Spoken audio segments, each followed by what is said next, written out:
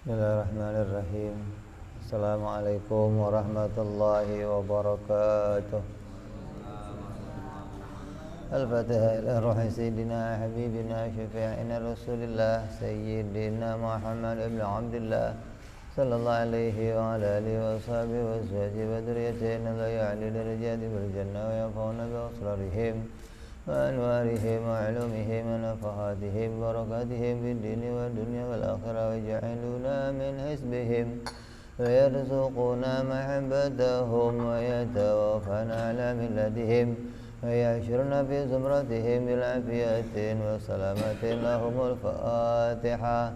أعوذ بالله من الشيطان الرجيم. بسم الله الرحمن الرحيم. الحمد لله رب العالمين الرحمن الرحيم مالك يوم الدين إياك نعبد وإياك نستعين صراط المستقيم صراط الذين أنعمت عليهم غير المغضوب عليهم ولا الضالين آمين. بسم الله الرحمن الرحيم. نويت تعلما وتعليما وتذكرا وتذكيرا والنفع والانتفاع والإفادة والاستفادة والحث على التمسك بكتاب الله وسنة رسول الله صلى الله عليه وسلم والدعاء إلى الهدى والدلالة على الخير ابتغاء مرضاته وقربه وثوابه وحسن الخاتمة مع اللطف والعافية وصلاح العاقبة. Bismillahirrahmanirrahim. Alhamdulillahirabbil alamin.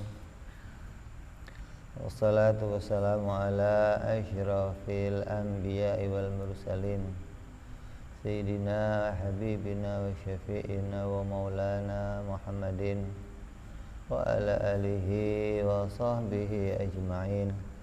Amma ba'du, qala musanniful kitab Habibul Imamul Habib Abu Abdullah Muhammad bin Yusuf As-Sanusi rahimahullah wa nafa'ana bihi wa bi ulumihi fid darain. Allahumma aftah qulubana futuhal arifin wa bi hikmatika wansur alaina bi rahmatika ya arhamar rahimin. Ila anqal. Yang kemarin sudah kita bahas tentang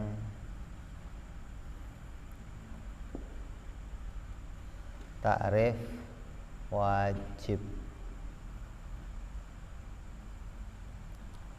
Musonef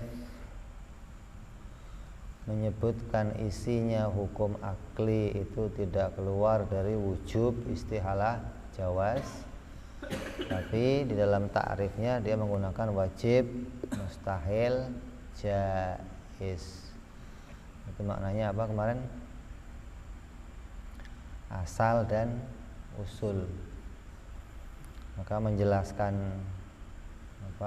usul lebih jelas daripada menjelaskan asal. Jadi usulnya adalah wajib, asalnya adalah wujub. Kalau nggak ada wujub, nggak akan muncul wajib. Jadi tiap-tiap wajib itu karena dia bersifat dengan keadaannya wujub.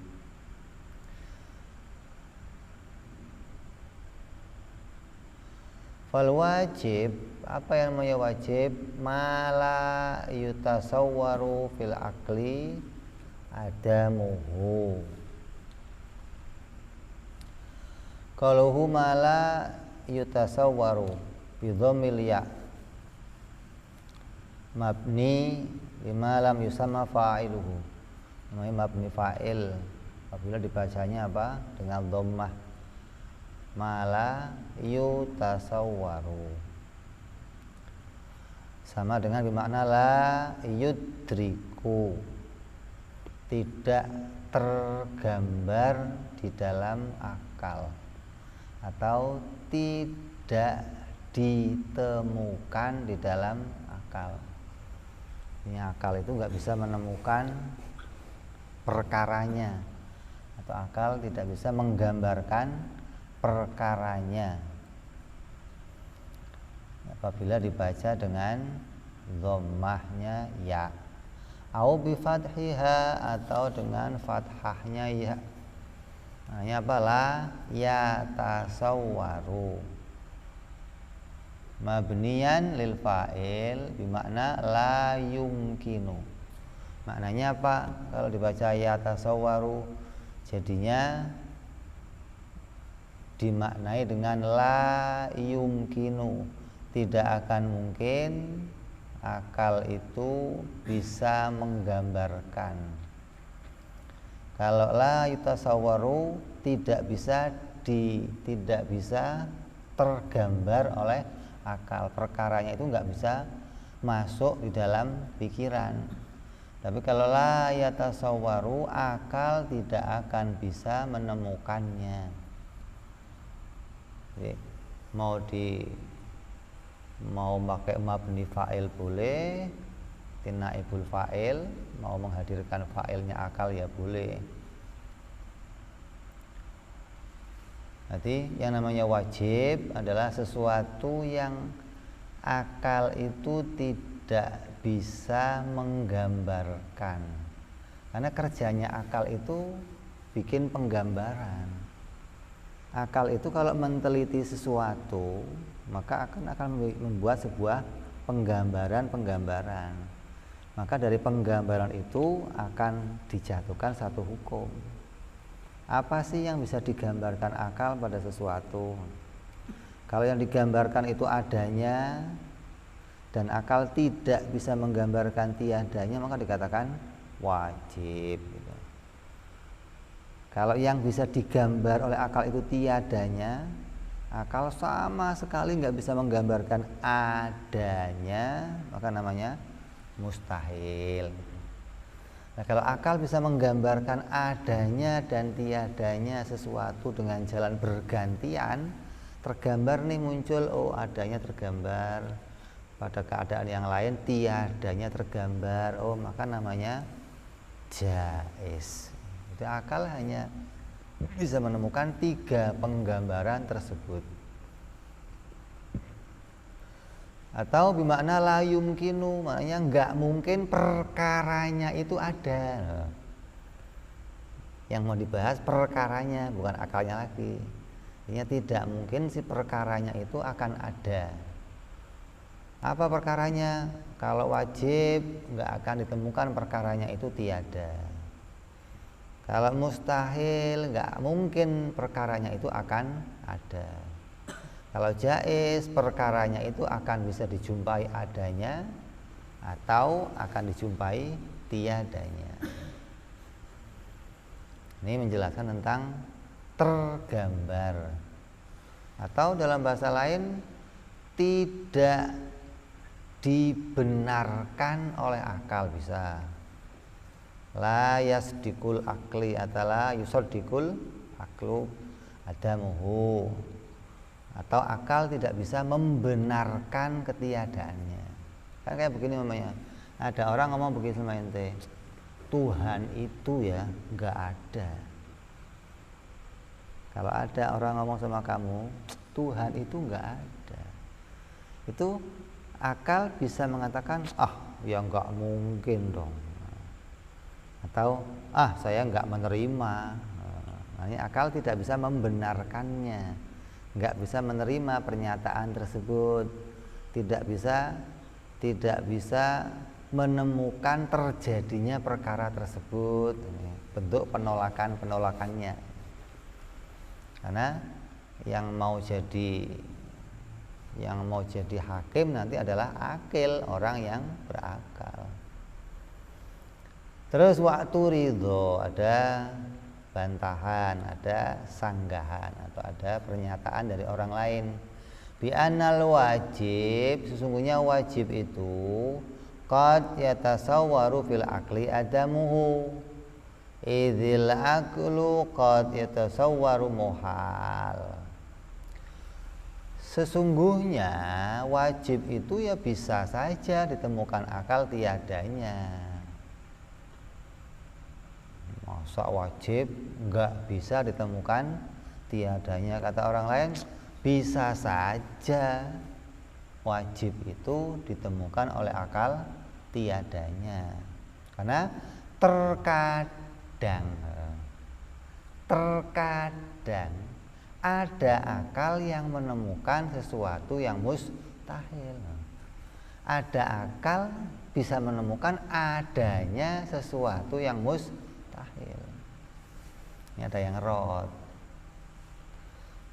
Kan pendapatnya kita mengatakan mustahil itu yang nggak akan ditemukan adanya.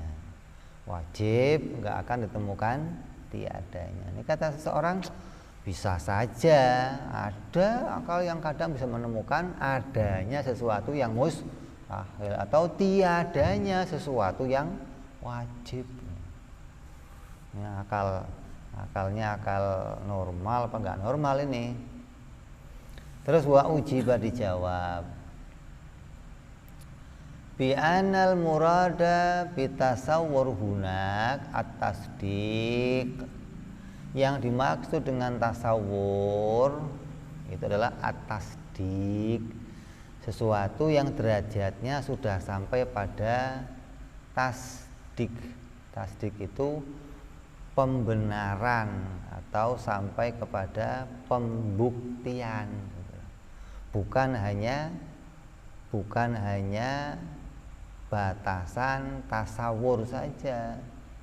Karena dalam mantek itu ada apa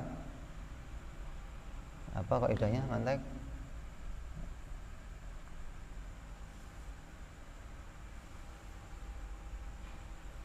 Di dalam mantek ada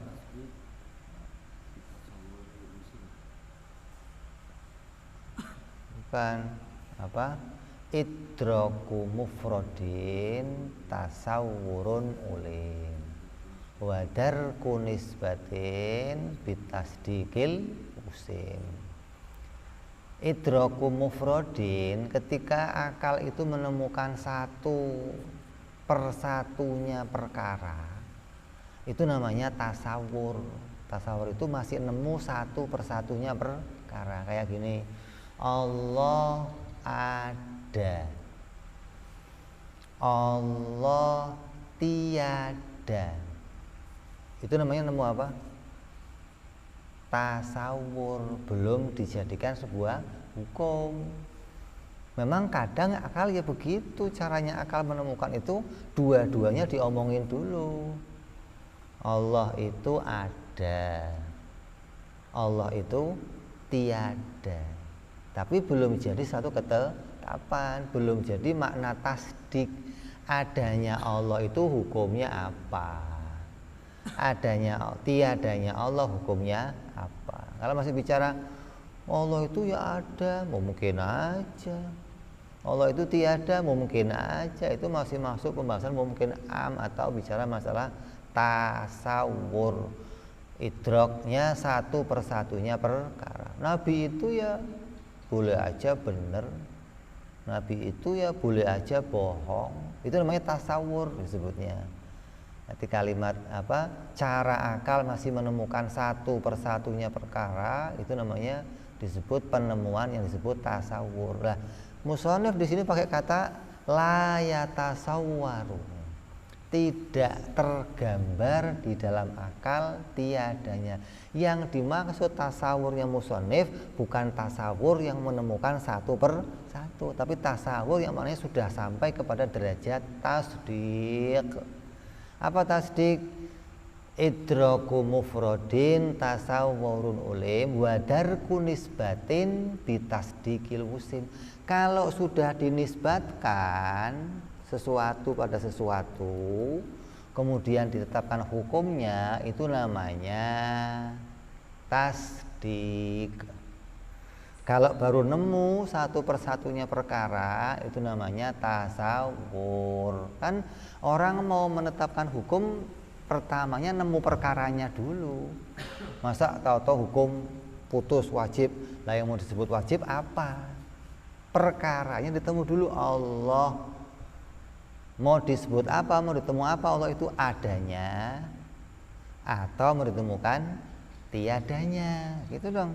Lah, sewaktu mau menisbatkan ada pada Allah, tiada pada Allah, itu namanya menyandarkannya, demikian disebut tasawur, gitu loh. Masih menemukan satu persatunya perkara belum dinisbatkan secara dalil, belum dinisbatkan dengan pembuktian. Nah, kalau sudah sampai pada pembuktian bagaimana? Maka nggak bisa lagi, nggak mungkin lagi ada akal yang menemukan tiadanya perkara yang wajib. Kalau sudah sampai pembuktian, pembenaran, penisbatan, nggak akan ditemukan wujudnya perkara yang mustahil.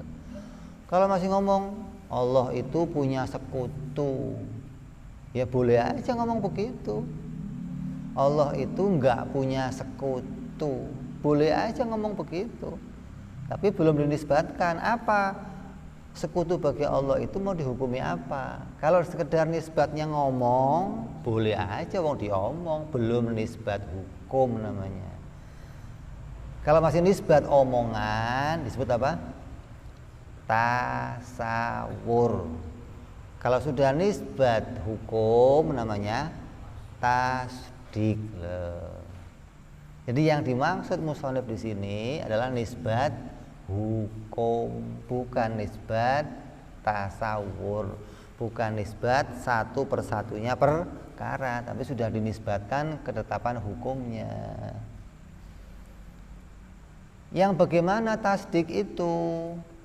Tasdik itu bermakna idzan wal qabul, yang mana hati kita itu bisa idzan, mengakui dan menerima, gitu.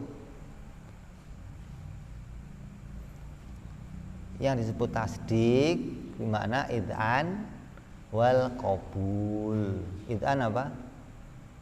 Mengakui hatinya. Qabul menerima. Tidak cuma menerima saja, tapi juga perlu pengakuan di dalam hati, gitu loh. Hatinya harus punya pengakuan kepada keadaan tersebut. Kalau nggak ada pengakuan, dia sama aja belum nemu apa-apa. Kayak begini, orang ngomong,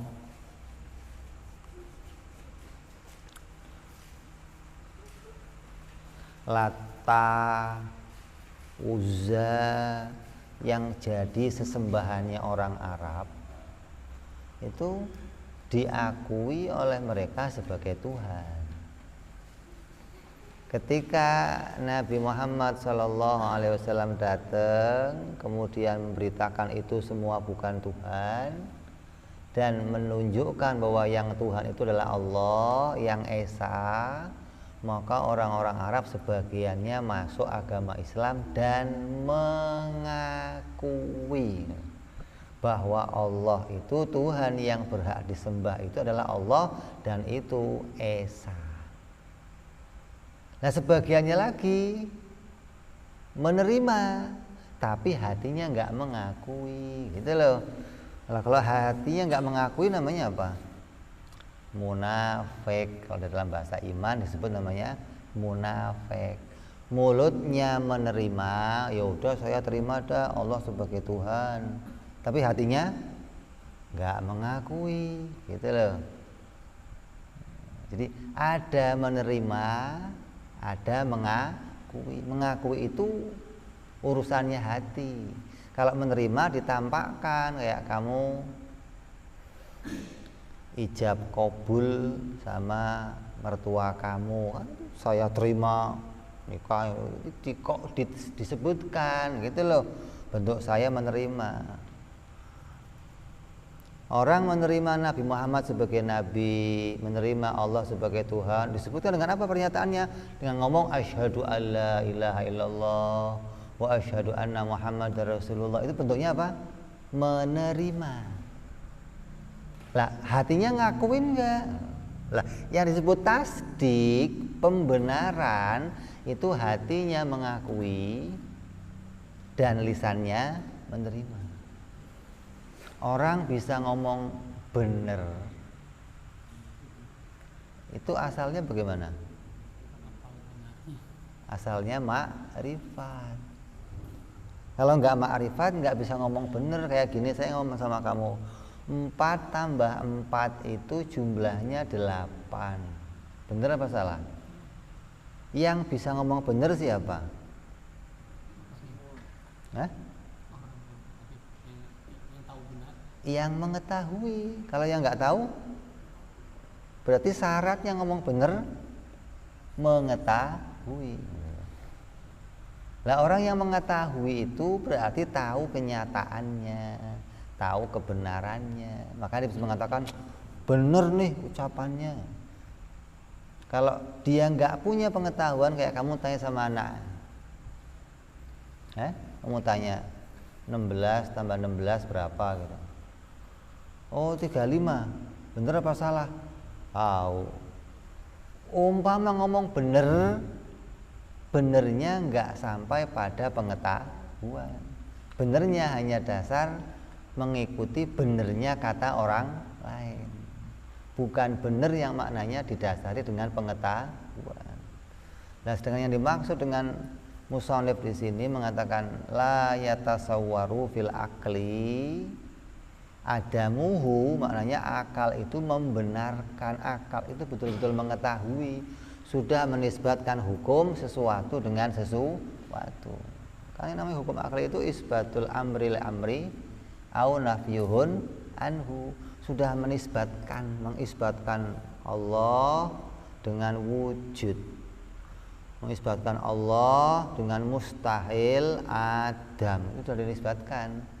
Kalau baru ngomong Allah wujud, Allah adam, itu belum jadi nisbat, baru namanya tasawur. Kan hukum itu dua-duanya mau ditetapkan, adanya atau tiadanya. Nabi itu ya bisa benar disifatkan kepada Nabi, bisa bohong dinisbatkan kepada Nabi. Sekedar omongan. Jirim bertempat, jirim tidak bertempat, kan boleh saja ngomong begitu. Apa enggak boleh? Nah, buktinya saya ngomong jirim tidak bertempat, kok bisa ngomong? Ya bentuknya omongan betul bisa ngomong, tapi enggak akan bisa sampai pada derajat tasdik atau pembenaran. Kenapa? Karena enggak akan ditemukan fakta ada jirim yang tidak bertempat. Kalau cuma diomong jirim tidak bertempat, iya, hukumnya apa nisbatnya? Mustahil, begitu dong, bukan wajib. Nggak ditemukan oleh akal. Jadi musannif ngomong akal itu nggak bisa menemukan, nggak bisa menggambarkan, maknanya akal tidak bisa menerima atau mengakui.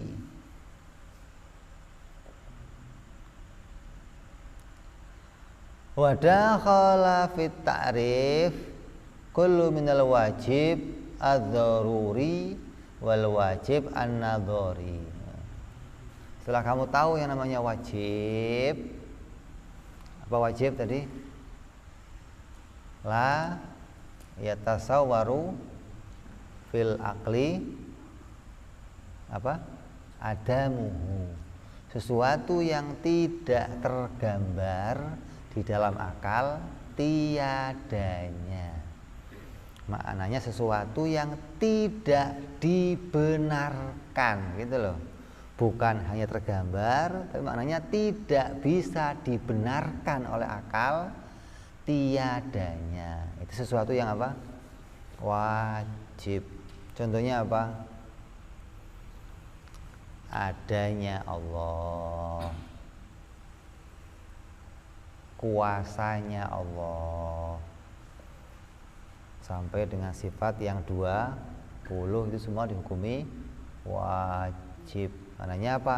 Akal tidak membenarkan tiadanya 20 itu pada Allah. Akal tidak bisa menerima, nggak bisa mengakui kalau 20 itu tiada pada Allah. Akal hanya menerima, membenarkan 20 itu ada pada Allah, gitu. Contoh lainnya apa? Wajib. Apalagi contoh lainnya? Hah? Contohnya wajib yang lain apa? Jirim bertempat. Apalagi yang lain? Nabi, Sidik. Itu semua perkara wajib itu maknanya akal tidak bisa menerima ketiadaannya sidik pada Nabi, gitu loh. Akal tidak bisa menerima ketiadaannya bertempat pada jirim. Itu yang disebut dengan wajib. Sesuatu yang tidak tergambar oleh akal tiadanya maknanya tidak dibenarkan. Akal tidak menerima, akal tidak mengakui ketiadaannya perkara tersebut. Jadi bukan hanya menggambarkan sebatas tasawur, tapi sampai pada maknanya apa? Tasdik, yaitu membenarkan dan mengakui dan menerima. Maka yang namanya wajib itu ada dua, ada wajib dzaruri dan ada wajib nadzori. Ini ada tiga ini, ada wajib apa satunya? Wajib ada tiga apa aja? Wajib dzaruri, wajib nadzori, wajib aridi. Ini ada tiga. Soalnya ini kan yang murni akli maksudnya kan. Yang murni akli, akal menemukan wajib ya adanya dua, wajib dzaruri dan wajib nadzori. Wal awalu wa mala yahtaju ilan nadzor wal istidlal. Yang namanya wajib dzaruri, apa itu wajib dzaruri? Wajib menetapkan sesuatu yang hukumnya wajib tanpa perlu berpikir, tanpa perlu menghadirkan dalil. Itu namanya wajib dzaruri, atau menetapkan wajib secara mudah. Contohnya apa? Kata hayyuz lil jirmi, seperti menempat pada satu benda. Benda itu menempat, itu dihukumi wajib oleh akal. Tapi wajib yang ditetapkan pada benda yang menempat itu namanya wajib dzaruri. Kenapa? Untuk memutuskan benda itu wajib bertempat, akal nggak butuh dalil. Coba dalilnya apa kalau benda ini bertempat? Ya? Kalau kamu cari dalilnya malah nggak nemu. Kenapa? Wong sesuatu yang nggak butuh dalil kok dicari dalilnya. Yang bisa dicari dalilnya ya memang sesuatu yang butuh dalil. Kalau nggak butuh dalil ya nggak perlu dicari dalilnya. Kalau kamu cari dalilnya malah nggak nemu. Contohnya benda bertempat. Artinya untuk menemukan satu benda itu dihukumi wajib bertempat, itu biarpun anak kecil bisa nemu. Anak kecil bisa nemu.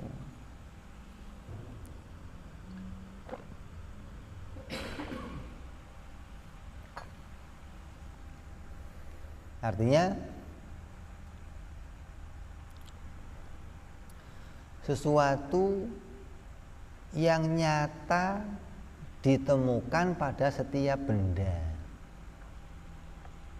Kalau anak kecil, anak kamu itu kamu ajak, nak sini nak, tolong ambilkan kacamata bapak. Anak kamu nanyanya apa? Di mana pak? Kenapa kok di mana? Yang ditanya tempatnya. Itu menunjukkan setiap benda itu pasti punya tempat. Anak kecil juga tahu. Itu menunjukkan nggak usah pakai dalil untuk menemukan setiap benda itu bertempat. Tolong nak, ambilkan sendal bapak. Di mana pak? Terus bapaknya ngomong nggak di mana-mana nak. Gimana? Bisa nggak kamu ngambilnya? Kenapa? Nggak tahu tempatnya.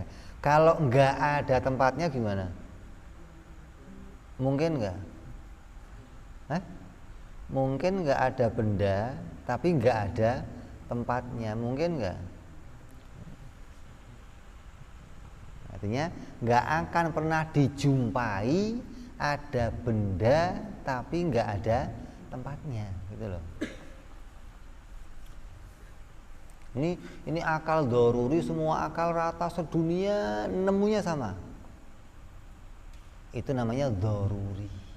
Sedunia nemunya sama. Karena nggak usah dipikir, nggak ada yang nemunya beda, nggak ada. Itu namanya wajib doruri. Contoh lainnya apa lagi?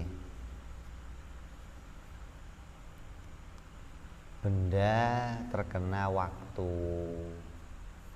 ada waktunya. Makanya namanya benda itu terkenal apa? Terkena ruang dan waktu. Ada ruangnya dan ada waktunya. Itu sesuatu yang pasti pada setiap benda. Ada orang lahir kapan, mati kapan, saya mau kerja kapan. Oh, nggak pakai waktu.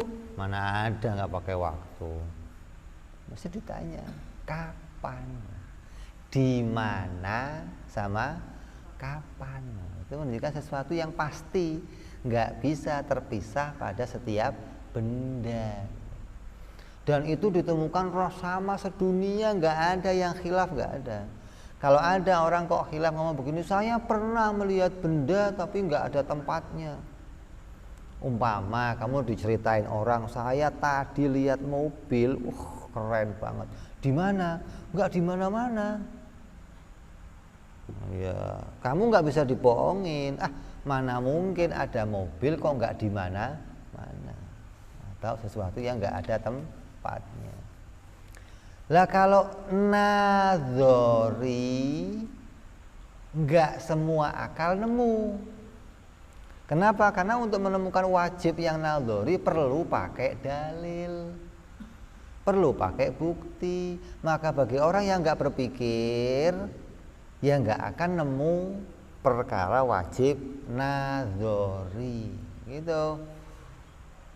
Contohnya apa? Adanya Allah sebagai Tuhan. Kenapa orang kok nyembah ini, nyembah yang lain? Karena untuk menemukan Allah itu Tuhan wajib nadzori, wajib mikir. Kalau nggak mikir, nggak nemu, gitu loh. Kalau menemukan Allah itu nggak usah mikir, sedunia nemunya sama. Nyatanya sedunia nemunya beda-beda. Ada yang nemu tekek sebagai Tuhan, ada yang nemu sapi sebagai Tuhan, ada yang nemu matahari sebagai Tuhan. Berarti nemunya Tuhan beda. Menunjukkan apa? Untuk menemukan Tuhan perlu berpikir, perlu pakai dalil, gitu. Andai nemu Tuhan nggak pakai dalil, sama kayak nemu benda itu bertempat, sedunia ya sudah nemu semua. Makanya ada orang yang gara-gara nemunya doruri, nggak usah mikir. Contohnya nemu benda bertempat, tiap-tiap perkara yang benda yang ada ya pasti ada tempatnya. Akhirnya Allah ditanya, lah kalau Allah tempatnya di mana? Dianggap Allah juga benda. Ini yang namanya orang nggak bisa membedakan mana wajib nadzori, mana wajib dzaruri. Ya, jadi yang pertama namanya wajib dzaruri. Contohnya apa? Benda bertempat. Kenapa? Karena benda itu bertempat itu dipahami oleh orang sedunia. Semua akal sedunia bisa nemu hal yang sama, tiap-tiap benda pasti bertempat. Apa sih bertempat itu? Nah, dijelaskan nih. Ini banyak orang salah paham nih. Bertempat itu yang bagaimana? Gimana? Hah? Bertempat itu yang bagaimana? Kata musannif, yang namanya bertempat itu ukhdahu qadran minal faragh al-mauhum. Yang namanya bertempat itu adalah mengambilnya seukuran ruang secukup dirinya.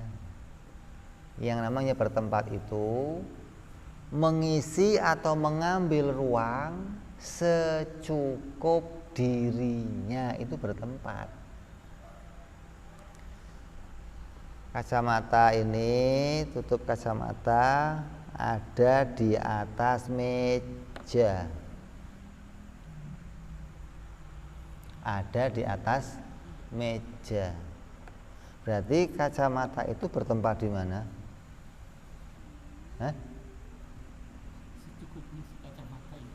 Kacamata ini bertempat di mana? Ayo di mana? Di atas meja. Berarti kalau tempatnya kacamata itu di atas meja, berarti tempatnya nggak wajib.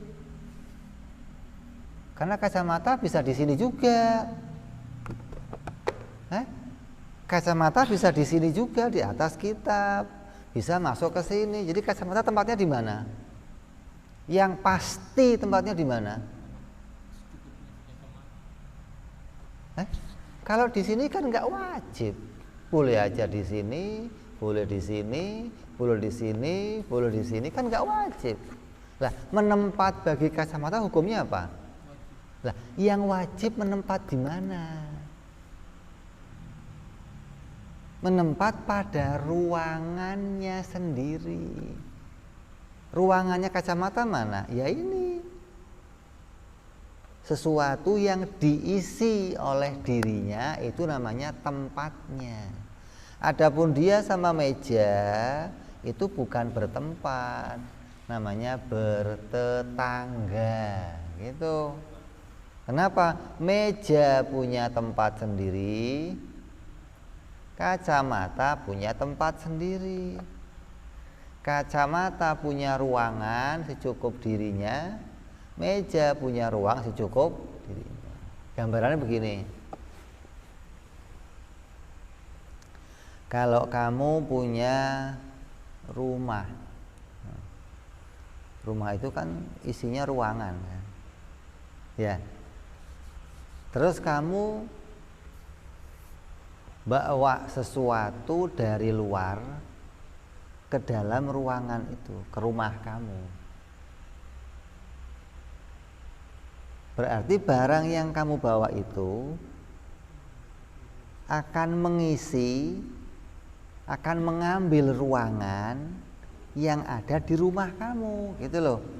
Kalau ruangan rumah kamu itu semeter umpamanya, ruangan rumah kamu semeter, benda yang kamu bawa itu 20 cm, maka ruangan yang diambil benda itu berapa? 20 cm, tinggal berapa berarti? Tinggal 80 cm. Di ruangan yang sudah dipakai oleh satu benda tidak akan bisa dipakai lagi oleh ruangan yang lain. Rumah kamu umpamanya ukurannya 1 meter kali 1 meter. Terus kamu masukin bola. Berarti bola itu akan mengambil ruangan di dalam rumah kamu. Terus kamu masukin bola lagi, sampai 100 bola kamu masukkan, bisa nggak semuanya masuk ke rumah kamu? Bisa nggak? Oh, nggak muat, Beb, kan bolanya besar. Berarti setiap bola yang masuk ke rumah kamu itu sudah mengambil ruangan di dalamnya, gitu loh. Itu yang dimaksud dengan bertempat menurut ilmu tauhid. Beda dengan bertempat menurut mata. Beda dengan bertempat menurut hukum adi, gitu loh. Jadi menurut hukum akal dari ujungnya langit harus sampai ke bumi yang paling dalam itu enggak ada ruangan kosong, enggak ada. Semua ruangan sudah diisi oleh benda-benda yang diciptakan oleh Allah. Enggak ada ruangan kosong. Ini kamu anggap ruangan kosong apa enggak kosong? Ini isinya apa ini? Isinya apa? Hah? Kosong, enggak ada isinya. Itu menurut siapa? Mata. Padahal ini ada isinya udara. Kalau ini enggak diisi udara, kamu napas dari mana? Pakai selang oksigen loh. Kan enggak. Kamu ngambil udara dari ruangan ini, berarti di ruangan ini yang kelihatan di mata kamu kosong, nggak ada apa-apa, itu ada isinya. Apa isinya? Angin, udara. Hah? Di luar? Kenapa? Ada yang lain. Kan ini ruang hampa udara. Hampa udara itu maksudnya nggak ada, tapi ada lainnya. Masa nggak ada udara, nggak ada lainnya, kosong gitu? Nggak ada. Setiap ruangan yang ada di muka bumi ini, dari langit sampai ke dunia, sampai ke paling kecil, yang paling dalam bumi, itu semua diisi oleh benda-benda yang diciptakan oleh Allah. Allah menatanya, matahari taruh di sana, bumi di sini, planet Pluto tengahnya diisi ini, atasnya bawah, semua diisi penuh. Nggak ada yang kosong, nggak ada. Adanya apa? Geser, pindah. Yang satu ke sini, satu ke sono. Tapi masing-masing sudah diisi oleh bendanya sendiri-sendiri, gitu. Jadi ketika ada kacamata nempel di sini, jangan kamu katakan kacamata bertempat di atas meja. Enggak. Kalau bertempat di atas meja itu posisinya, dan ini hukumnya apa? Jaiz. Boleh-boleh saja kacamata di atas meja. Boleh juga di atas karpet, boleh di atas kitab, boleh di atas kamu, boleh di kantong, itu boleh-boleh saja. Lah yang pasti mana? Yang pasti bertempat pada ruangannya sendiri. Mau titik kecil itu pasti punya ruangan. Gede ya pasti punya ruangan. Nggak ada benda yang diciptakan nggak ada ruangannya, nggak ada. Setiap benda yang diciptakan Allah pasti dibarengi oleh Allah dengan ruangannya. Allah pengennya bendanya seberapa? Oh, bendanya semeter. Ruangannya berapa? Ya semeter. Oh, Allah mau bikin bendanya 2 meter. Ruangannya berapa? Ya 2 meter. Ente mau masukin lemari ke rumah kamu, lemarinya 3 meter. Maka kamu ukur ruangannya enggak? Oh, ruangannya cuma 2 meter, bisa masuk? Bisa masuk enggak? Ya enggak bisa masuk. Bagaimana ada lemari 3 meter mau masuk ke ruangan? Bisa. Ya. Kalau lemarinya 3 meter, ruangannya berapa? Ya 3 meter butuhnya. Masa ada lemari 3 meter, ruangannya mengkeret gitu maksudnya? Enggak bisa.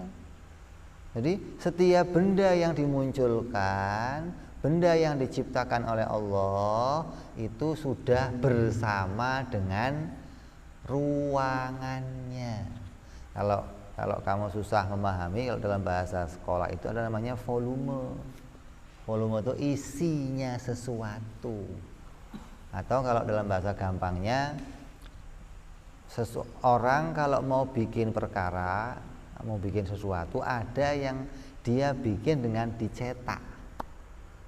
Ya, ada barang kamu isi, cetak, diangkat cetakannya, jadinya apa? Terbentuknya sesuatu. Maka yang terbentuk itu disertai dengan ruangannya. Ya, mau bentuknya kecil ya berarti ruangannya kecil. Kalau cetakannya gede jadi ya berarti ruangannya gede. Itu yang disebut ruang di dalam kitab ini, itu maksudnya. Jangan sampai kamu pahami ruang itu sesuai pahamnya orang-orang filsafat. Apa sih ruang itu kata orang filsafat? Bertempat itu yang bagaimana kata orang filsafat? Bertempat itu kata orang filsafat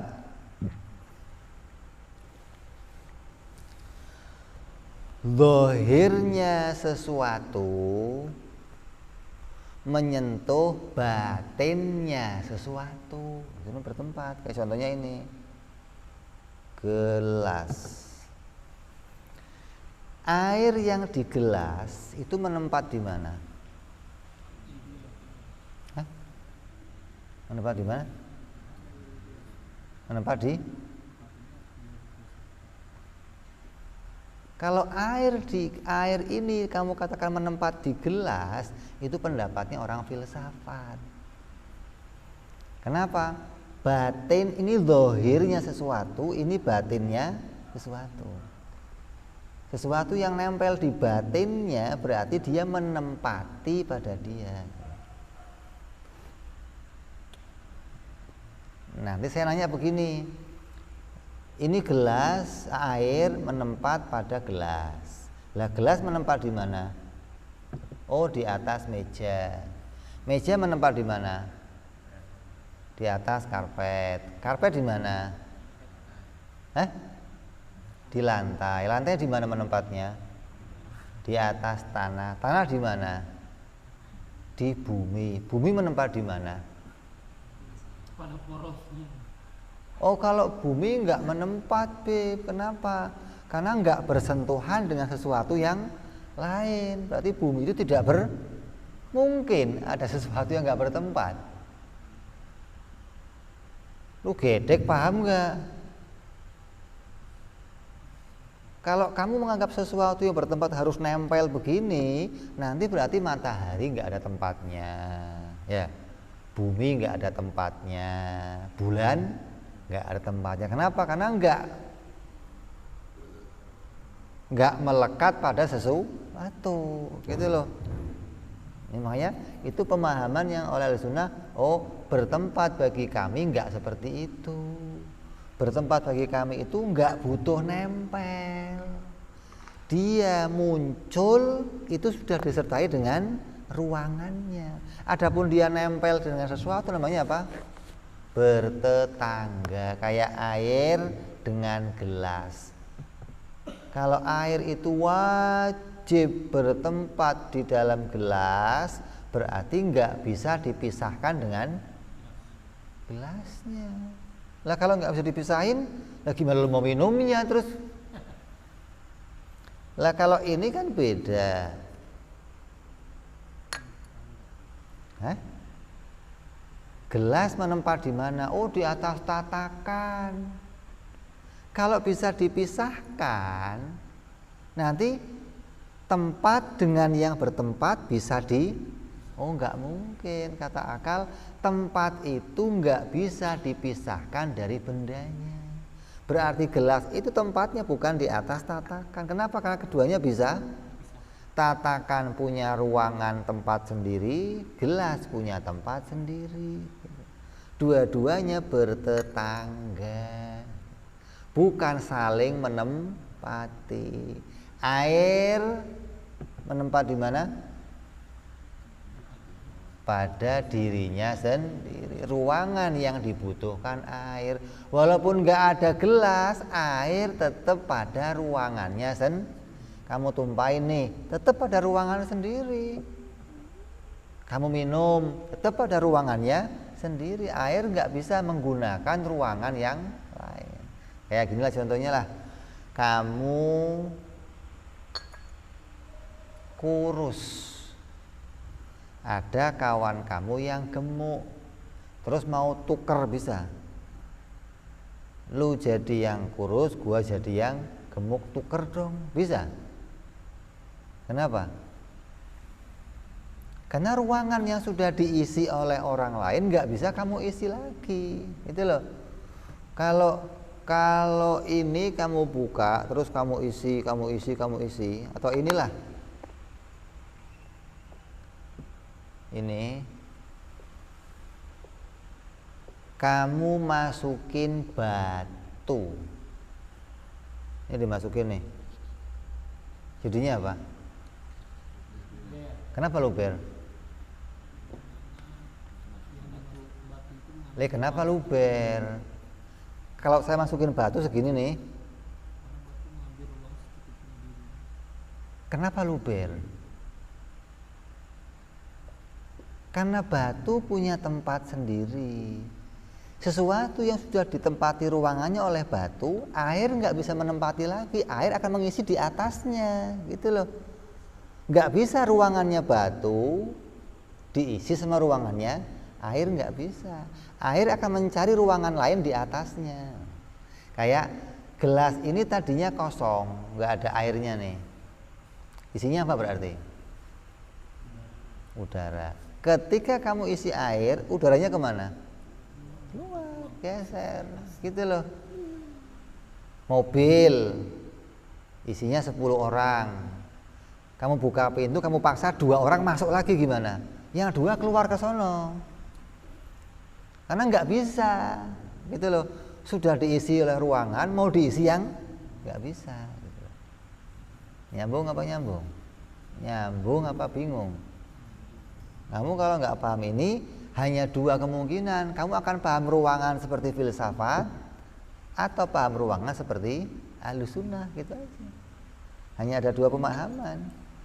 Jadi ruangan kata filsafat sesuatu yang menempati punggungnya sesuatu yang lain, maka dianggap itu bertempat. Kalau dia nggak nempel sama yang lain, dianggap tidak bertempat. Kayak burung terbang, menempat di mana dia? Hah? Oh, menempat di udara, Bib. Emang kalau lagi di bawah sini nggak di udara? Itu dianggap filsafat begitu. Karena dia nggak bersentuhan dengan yang lain, maka dianggap tidak bertempat. Bertempat itu harus nempel pada yang lain. Nah, kita nggak begitu pahamnya. Allah menciptakan makhluknya, menciptakan benda-benda di jagat raya ini disertai dengan ruangannya masing-masing. Dan sesuatu yang oleh Allah sudah diberi ruangan, nggak bisa dia tuker ruangan dengan yang lain. Bisanya apa? Bisanya apa? Geser, tuker posisi, gua di kanan, lu di kiri, bisa begitu doang. Nggak bisa ruangannya ditukar, nggak bisa. Jadi kalau kamu kok keluar rumah, nanti kamu ke terminal, kamu dengar kosong, itu bahasa calo. Maksudnya masih ada tempat duduk yang bisa ditempati, masih ada ruangan yang kosong bisa didudukin, gitu. Bukan ada ruangan kosong, nggak ada ruangan kosong, nggak ada. Lu mau teriak-teriak kosong, 2 berangkat, 2 lagi berangkat, itu maknanya bukan kosong, nggak ada isinya. Maknanya belum diisi tempat duduknya oleh 2 orang. Itu kosong menurut mata, gitu loh. Bukan kosong menurut akal. Kalau apa? Ya ada isinya, nggak ada ruang kosong, nggak ada. Mobil biar nggak ada orangnya, yang isi siapa? Ya udah, ada isinya, nggak mungkin ruangan kosong itu nggak ada, gitu loh. Itu yang dipahami ahli sunnah untuk menemukan ruangan. Jadi tiap benda yang kamu lihat pasti ada ruangannya. Maka dikatakan ruangan pada setiap benda itu hukumnya wajib. Lah kalau di atas meja, menempatnya gelas di atas meja malah nggak wajib. Karena gelas ini bisa menempat di mana saja, mau di kursi, mau ditatakan, mau di mana, malah nggak wajib jadinya. Nah, wajibnya gelas apa? Menempati ruangan secukup dirinya sendiri. Dikatakan ukhdahu qadron minal faragh. Ini pelajaran pertama kamu menemukan tentang hukum wajib. Dan ini dzaruri, nggak usah dipikir. Kalau kamu bingung, gimana ya? Wah, sana ya. Sudah dzaruri kok bingung, kan repot. Kalau nadzori bingung pantas cari dalil. Dzaruri, kelihatan mata bertempat, bingung yang bertempat yang bagaimana ya? Kan repot. Hah?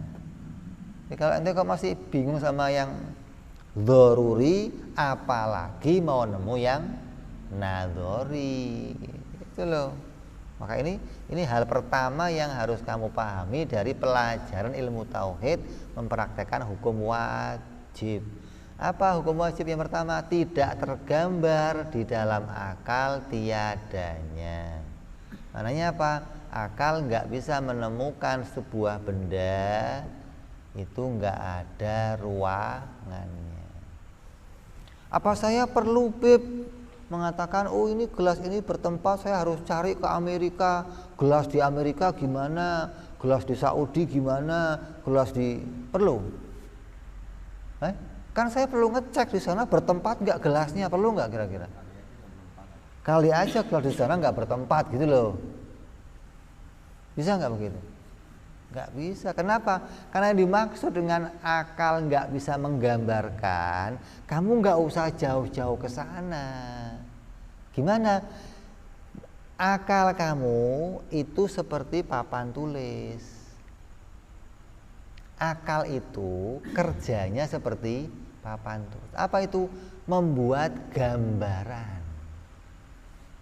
Papan tulis itu bisa untuk pakai menggambar.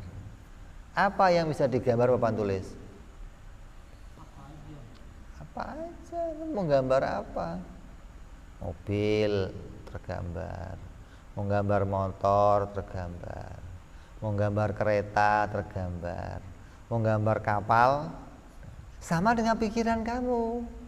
Coba munculkan kapal di pikiran kamu, bisa nggak? Bisa nggak pikiran kamu menggambarkan kapal yang gede, lantainya 17, ada kolam renangnya, bisa? Bisa. Akal kamu menggambarkan mobil, mobil rodanya 17, pintunya 8, tengahnya ada kolam, bisa? Bisa. Itu namanya menggambar. Lah, sesuatu yang digambar oleh akal itu pasti ada ruangannya. Gak bisa akal menggambarkan gelas tapi gelasnya nggak pakai ruangan. Coba sama aja kamu mau gambar di papan tulis, gambarkan sebuah motor tapi nggak pakai ruangan. Coba gambarkan di papan tulis motor tapi nggak pakai ruangan, bisa? Pikir dulu. Mau dipikir caranya gambar gimana gitu. Nemu nggak kira? Bisa nggak gambar gitu? Nah, ketika akal nggak bisa menggambar, maka akal mengatakan mustahil gitu loh. Tidak mungkin ada sebuah benda muncul tanpa sebuah ruang. Ada katakan wajib tiap-tiap benda itu bersama ruangannya, nggak bisa dipisahkan. Nasi yang sudah kamu makan, kamu kunyah, kamu telan, bertempat di mana? Perut lagi. Kalau sebelum kamu makan bertempat di mana? Di piring. Sebelum di piring di mana? Berarti nggak wajib bertempatnya. Sedangkan bertempat itu hukumnya wajib. Lah, wajibnya nasi bertempat di mana? Di magicom, di piring, Di mulut kamu apa di perut kamu? Wajibnya itu bertempat di mana? Wajib itu nggak bisa berganti dengan yang lain namanya. Kalau tadinya di Magicom terus tempatnya pindah ke piring, berarti bukan wajib kalau begitu. Wajib itu tidak mengalami pergantian. Tadi katakan wajib itu tidak tergambar tiadanya. Kalau wajib bertempat di Magicom berarti nggak akan tergambar menempat pada yang lain. Tapi nyatanya enggak, di Magicom bisa, pindah ke piring bisa, pindah ke mulut kamu bisa, pindah ke perut kamu bisa. Berarti ini nasi itu wajibnya bertempat di mana? Ini wajibnya bertempat pada ruangannya sendiri. Mau itu jejeran sama Magicom ya boleh, bertetangga sama piring ya boleh, bertetangga di mulut kamu ya boleh, bertetangga sama perut kamu juga boleh. Tapi kalau pada ruangannya sendiri hukumnya wajib. Udah nih, air yang sudah kamu minum masuk ke perut kamu bertempat di mana?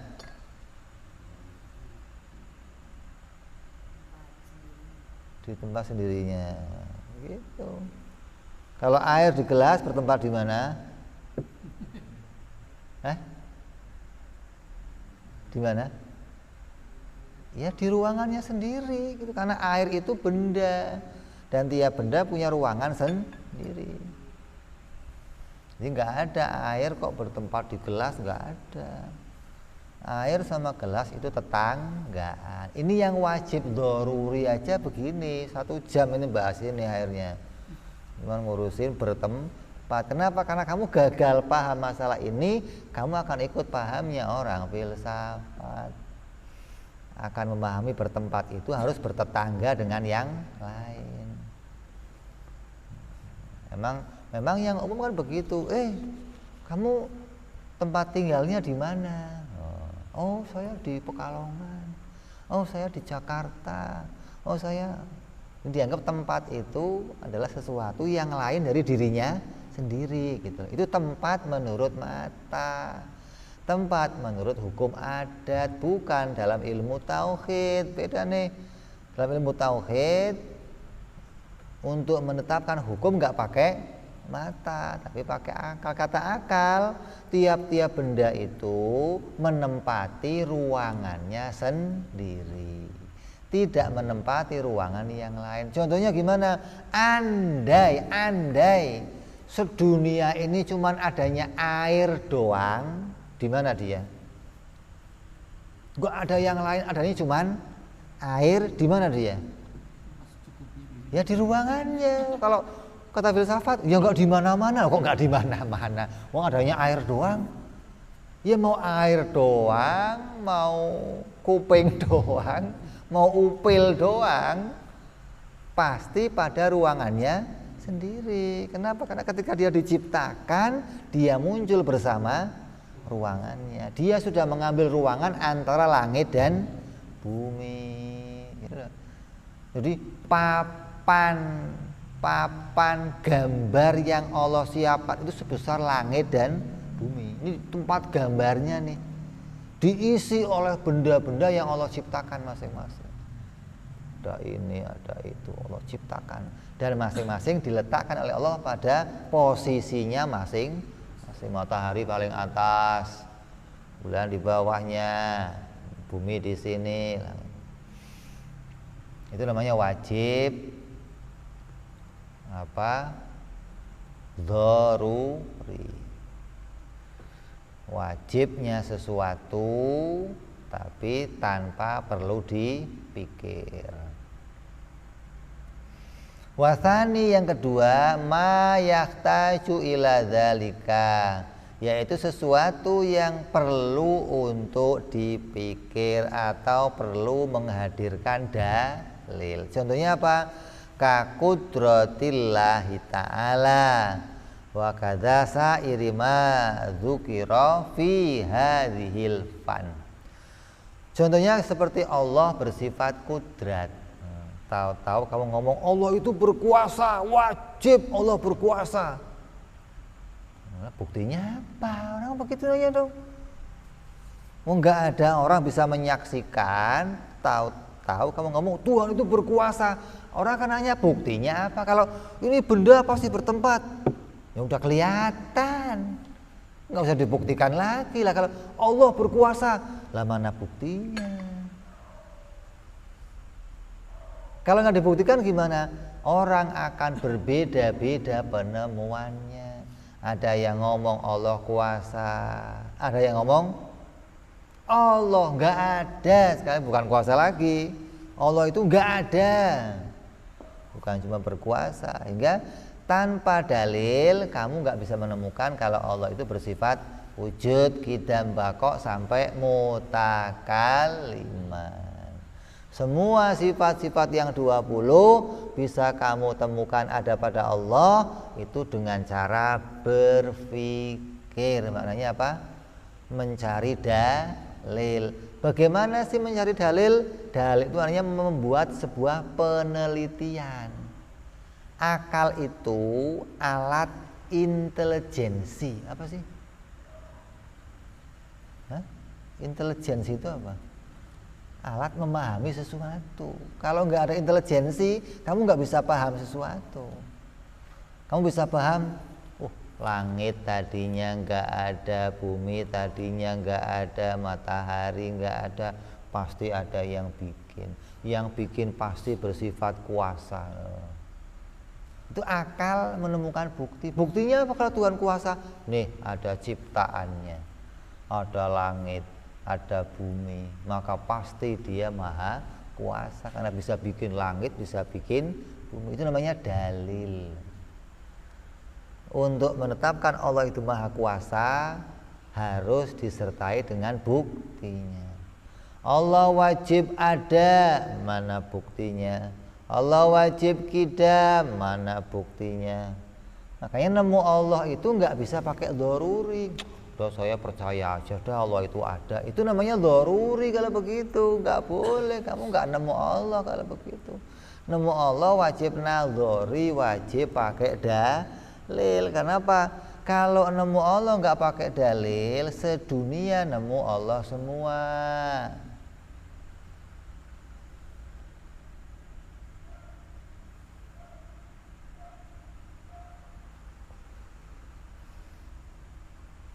Nyambung. Jadi karena tidak semua akal nemu, berarti wajibnya wajib nadzori. Karena semua akal nemu sama, nggak ada beda, namanya wajib dzaruri. Kayak ginilah, matahari bunder. Ada nggak yang nggak sepakat? Kamu sepakat nggak? Apa Beb? Gua kencang pakai mic lu nggak denger. Matahari bunder, lu sepakat nggak? Enggak. Kenapa sepakat? Kelihatannya bunder. Itu begitu. Nggak usah dipikir lagi, kelihatan bunder. Bagaimana saya nggak sepakat?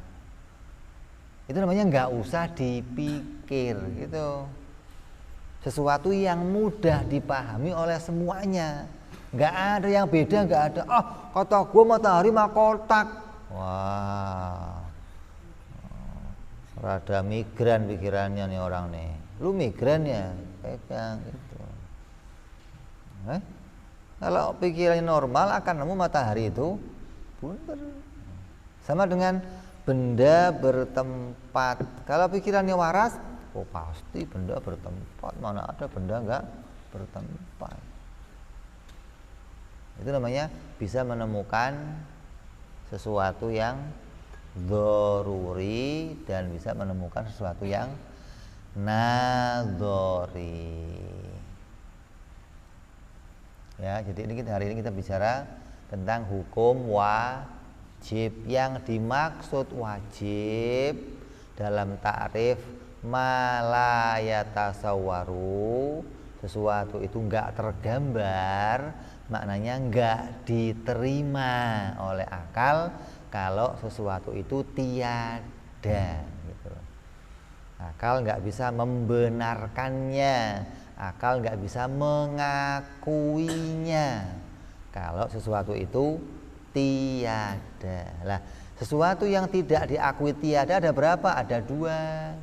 Ada yang nemunya dengan cara dzaruri, ada yang dengan cara nadzori. Sama-sama hukumnya wajib, tapi ada dua ketetapan. Ada wajib yang perlu pakai dalil, ada yang enggak perlu pakai dalil ya. Insyaallah kita sambung besok lagi bicara tentang masih menjelaskan tentang wajib.